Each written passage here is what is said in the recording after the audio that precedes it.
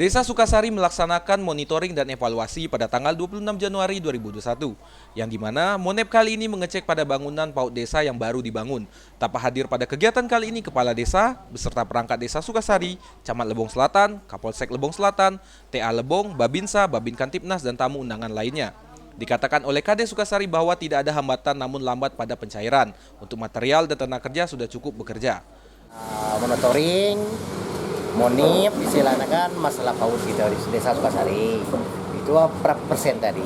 Sekitar 65% karena belum banyak yang terrealisasi kerjaannya kan. Mungkin untuk ke belakangnya kita melaksanakan pekerjaan dengan rapi, secepat mungkin lah dalam bulan ini selesai. Apa yang menghambat kita Pak kira-kira? Tidak ada yang menghambat. Tukangnya aja belum sampai kerja. Memang lambat kerjanya itu karena menunggu uang itu lambat keluar. Masalah pencairan Pak? Iya, lambat pencairan. Tidak ada hambatan kerja, tidak ada. Bahan-bahan cukup, material cukup. Untuk tenaga kerjanya Pak sebelumnya apakah ini? Tenaga kerjanya tetap kerja, jatuh agak santai kerjanya. Agak santai. Begitulah mungkin pada satu. Camat Lebong Selatan mengimbau agar pemerintah desa dan PPK untuk cepat menyelesaikan pekerjaan dan memperbaiki poin-poin yang kurang pada saat monitoring di lapangan tadi pagi.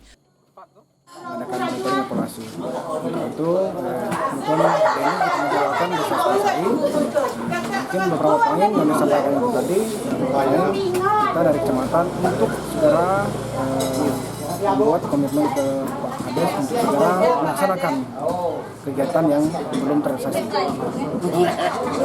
Yang temuan tadi yang di lapangan gimana? Itu temuan-temuan yang tadi disampaikan tadi sudah kita cek lapangan. Itu kita instruksikan ke pihak desa untuk segera secepat mungkin menyelesaikan kekurangan-kekurangan yang ada di bangunan ataupun fisik yang lain. Dari Desa Sukasari, Tim Liputan Lebong TV melaporkan.